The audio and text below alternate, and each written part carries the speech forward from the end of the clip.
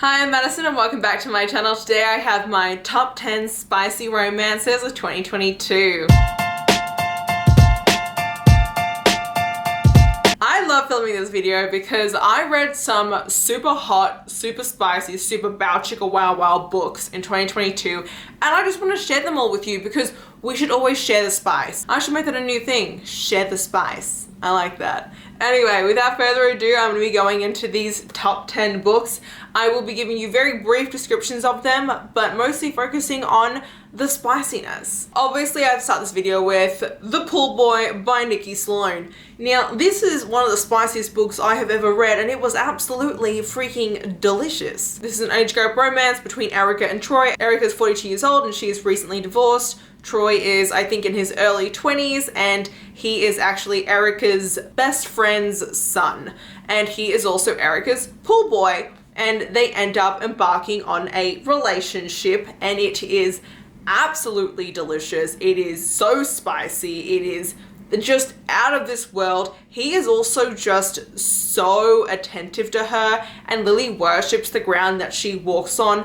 I was swooning 24/7. He literally thinks that she is a goddess, and it was just so hot and sexy, like so freaking hot. I cannot even. It starts off with a mutual scene where they're watching each other, and it was just so good. 10 out of 10. If you're looking for a spicy summery romance, this is it. Next, I'm going to give you two books that are more smut than plot. The first of which is Baby and the Late Night Howlers. Obviously, I was going to have an Omegaverse on this list. I've actually got two on this list because let's be honest, Omegaverse books have some of the hottest sex scenes you will ever read in your entire life. Now, Baby and the Late Night Howlers is more sex than plot. It just is, okay? So this is an Omegaverse book. If you do not know what Omegaverse is, I have an entire introduction video here on my channel that you can check out up above. But Baby is actually one of my best recommendations as well for an introduction to Omegaverse if you have never read it. But this follows Baby. She thought she was a beta until one day she ends up presenting as an Omega later in life.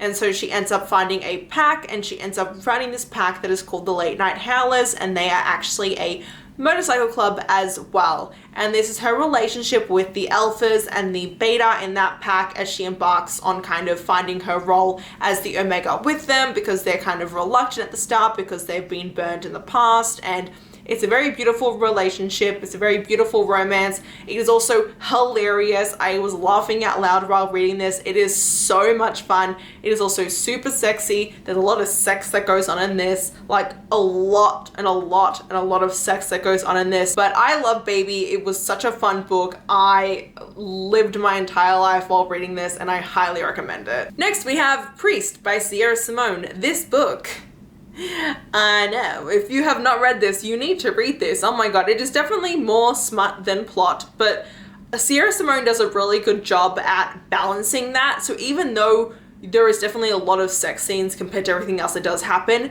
there's just enough plot that it is actually a really beautiful plot at the same time. Like, I have no idea, like, Sierra Simone works magic. I have no idea how she does this with all of her books, but she always manages to keep just enough plot in that you're also super invested in that aspect of it as well. This is obviously a taboo priest romance. You've got Puppy and you've got Tyler Bell. Now, Tyler Bell is also known as Father Bell. He is a priest, and one day Puppy walks in for confession and the two of them hit it off and they end up embarking on a relationship with one another, which is not allowed because he is a priest and he is supposed to abstain from everything. And it is their romance. It is so hot. It is super taboo. It is absolutely delicious. They even do it on a tabernacle. They do it in the church pews. They do it using holy oils. They do it everywhere you can imagine within the church. Now, if you are at all offended by that, don't read it. I had an entire field day with it. It was absolutely smutty delights, and I highly recommend it if you're looking for a super smutty book. Now, if you're looking for a book that has all the kinks you could ever imagine, Losers by Harley Laroux. This is book part one of a duet, is the Losers duet, and it has literally every single kink and just sexy scene you could ever imagine, even ones that you could never imagine. will be in this. You have, let me just actually tell you what some of them are. Let me just go here. We have got BDSM, we have CNC, we have role-playing, we have degradation, humiliation, bondage, electrostimulation, domestic discipline, impact play, knife play, bodily fluids, public play, pain play, voyeurism, pet play. There is literally everything in this. There was pet play? Oh, I guess that was pet play. It wasn't really pet play, to be quite honest, but there was electrostimulation in this. Now, if you don't know what electrostimulation is, I hadn't read it before I read this book either. He basically uses a device that is almost like a taser on her hoo-ha. He basically tases her hoo-ha. It was a whole thing. It was very interesting to read. It really is an amazing duet. Now, this is one of my favorite books that I have ever read. I absolutely adore Harley Laroux. And this duet focuses around Jessica and these 4 guys. So Jessica, when she was in high school, was the popular queen bee. And these 4 guys, Manson, Lucas, Jason, and Vincent, were the losers. Jessica's boyfriend used to bully them in high school. She used to bully them in high school. And this takes place after college when Jessica's come back to town. And what ends up happening is her car breaks down, her engine dies, and it turns out that Manson owns a auto mechanic shop and he offers to fix her car, to fix her engine. And when Jessica can't afford to fix it, he ends up entering into a agreement with her where she will basically become their submissive until her engine is fixed. And so she becomes the submissive for these 4 guys who she used to bully in high school, and it's their romance.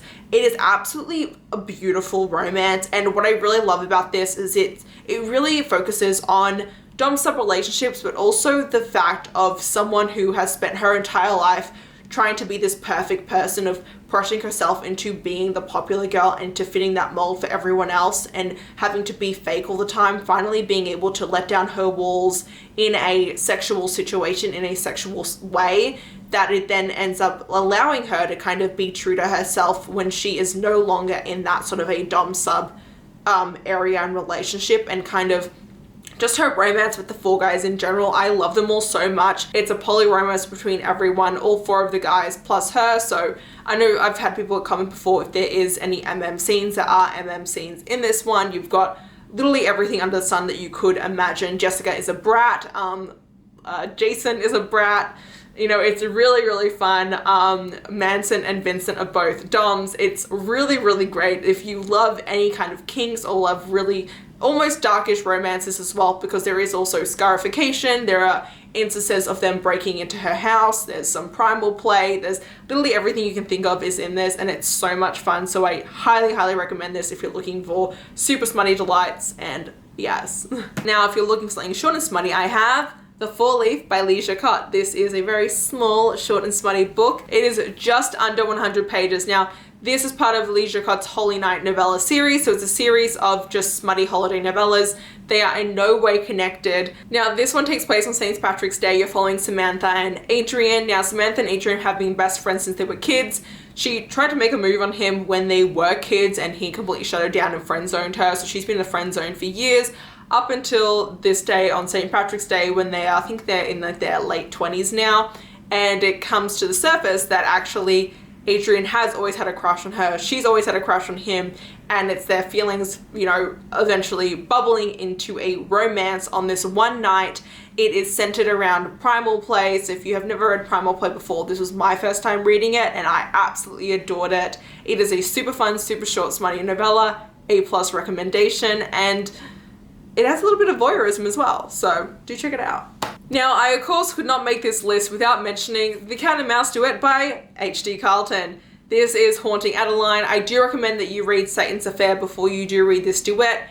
Satan's Affair is also one of the smuttiest books I've ever read. It is just very unique in its smuttiness, where it's very bloody, murderous smut, and so if you want to read some bloody murderous smut, check it out. The Cat and Mouse Duet follows Adeline and Zaid. Adeline is an author. She's just moved back to her hometown. She's actually just moved into her grandmother's house that was left to her in the will, and she's actually fixing the house up. And one day she ends up finding a rose in her house, and then she starts finding roses left everywhere that she goes, even in like her locked car, in her bedroom, and she realizes that she has a stalker. Then you have Tate. Now Tate is actually the head of a anonymous hacker group that works on the dark web to actually save women and children from human trafficking. At the same time, Tate is also obsessed with Adeline and is currently stalking her. So it is their romance. It starts off as a stalker romance, but definitely evolves into something a lot more than that. It definitely centers a lot around Tate's anonymous hacker group and the child trafficking that comes from that. So please do be aware of that as a trigger warning. Also do be aware that there are a lot of triggers in this series overall, especially in book 2. There is on-page sexual assault and rape. So again, please do be aware that there are a lot of very heavy triggers for this series, but it is one of my favorites that I've ever read. I absolutely devoured this series. I just became so enamored with Tate and Adeline's romance and just how they were as a couple and the way that they progress. It's a very sexy book. You've got knife play and gunplay in this.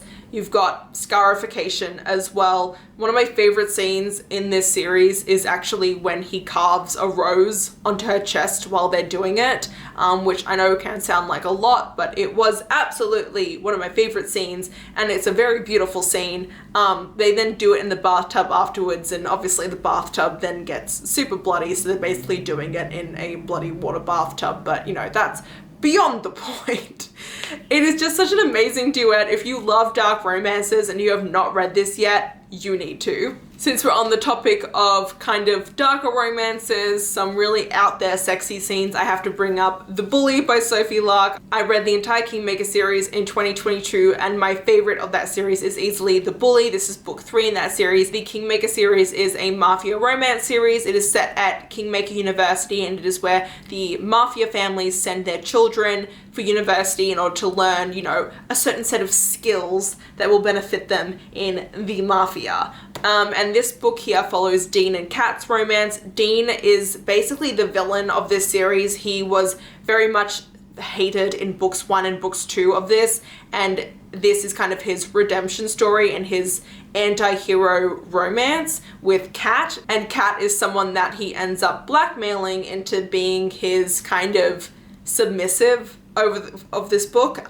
It is an absolutely beautiful romance. It is one of my favorite bully romances that I have read, and I was someone who used to think that they hated bully romances. I used to think that it was not my kind of a trope, and it wasn't really until I started to read a couple more of them, especially it wasn't until I really read this book, that I realized that I do enjoy bully romances when they are done right. And Sophie Lark did such an amazing job at Dean's redemption arc in this. It also has some of the best and most unique spicy scenes that I have ever read. They do have a dom-sub relationship, but not only just that, there is a scene where she gets him off like 6 times in like 20 minutes. Like, it was ridiculous what happened. It's actually a legit thing that can happen, but I was like, oh my freaking god, like, it was crazy. It was nuts. Some of the nuts, like, I was like, this had sexy scenes that I like went and googled afterwards, because I was like, I didn't know this existed. Does this actually happen? And it does. It's really cool. So definitely recommend this. Next we have Midnight Kisses by Jeannine Bennedict. This is a new adult college sports romance. So you're following Greta and Otis. Greta is the football coach's daughter, and Otis is the star quarterback of the football team, except for the fact that he tore his ACL the year prior, and now he's just getting back onto the team again. It is their romance. They end up having a one-night stand together, not knowing who the other person is, and then they end up finding out and are like, oh, we can't be together. Like, no. Oh, it's more so Greta being like, I don't really do relationships, and I'm going to use the fact that you're part of my dad's football team as an excuse to not be with you. It is so much fun. This book actually starts off with a 16-page sex scene, and it is like very descriptive, very sexy, and the book gets kinkier and kinkier as it goes on, and it's very like chill kinkiness. Like, it's kinky in the extent of it's kind of looking at kink in the way of it just being a part of people's everyday lives. Like, everyone can be kinky. Everyone has the things that they're into, and I really appreciated that. You know, there's a whole scene in here where she's got him tied up on her bed. Like, she's got him like fully tied up. She's got like a ball gag in his mouth and everything, and someone comes to their door, and she's like, oh my god, like, what do I do? Like, someone's here and I've got him tied up. She's like, I don't have enough time to untie him. So she literally puts him tied up and gagged in her closet while she goes to go deal with the situation. And it was the like, this poor guy, he's this massive football player who was bound and gagged in her closet. Funniest shit ever. It is just absolutely amazing. Please do know that there is a trigger warning in this, however, because Greta's younger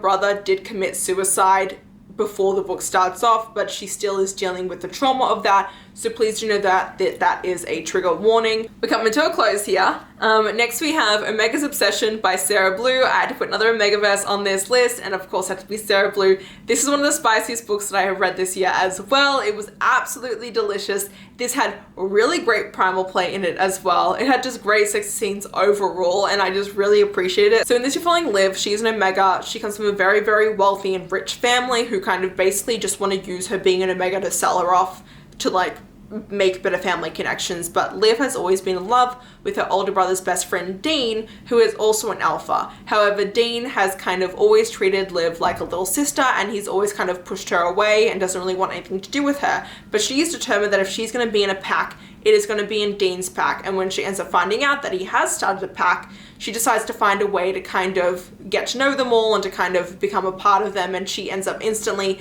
connecting with the two other guys in Dean's pack. It is very sexy, very smutty. There's a really great primal play scene in this. I just love River. River is one of my favorite guys I've ever read. Like, he is sexy, tattooed, and pierced in all the right places, if you know what I mean. This book actually, let me grab this for you. But this book is actually dedicated to Jacob's Ladder. If you don't know what Jacob's Ladder is, that is what is in this book. Fun fact, if you didn't know, that is where the spiciness of this comes. And then last but not least, I cannot make a top 10 spicy romance recommendations without mentioning a Tate James book. So I'm going to be mentioning the Hades Quartet by Tate James. Now, the first book in this, well, actually this does start off with a sex scene, now that I think about it. Oh, with our lovely pole dancer baby. Oh, I love him so much. Oh, gumdrop. My baby.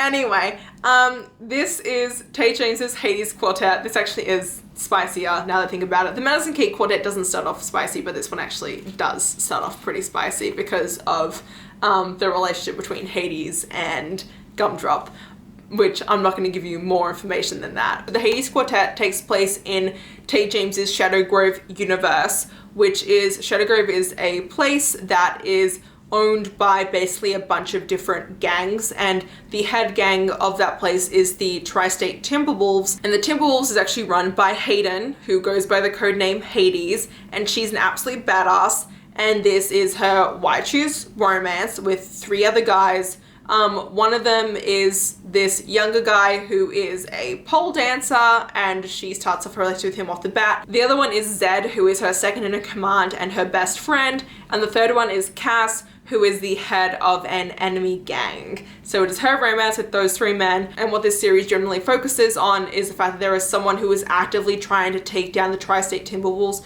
who is actively trying to take down Hades' gang, and it's her trying to figure out who is trying to do that and to stop them before they literally ruin everything that she's tried to do, because she owns a bunch of these really cool nightclubs, and I absolutely love it. It's got some of the best sexy scenes in it. All of Tate James's series always end off on a group scene as well, and they're always some of the best group scenes you will ever read. I just absolutely adore the shit out of this. This starts off, this whole series, with her banging a dude in a closet in a nightclub. So if that doesn't give you a little bit of insight into what this is about, overall, Tate James just writes some of the best sexy scenes, and I just highly recommend it. Those are my top 10 spicy romances for 2022. If you enjoyed this video, please like button down below. If you want to see more of me, please go to my channel, and don't forget to check me out over on TikTok and Instagram. And until next time, thanks a bunch everyone. Bye-bye.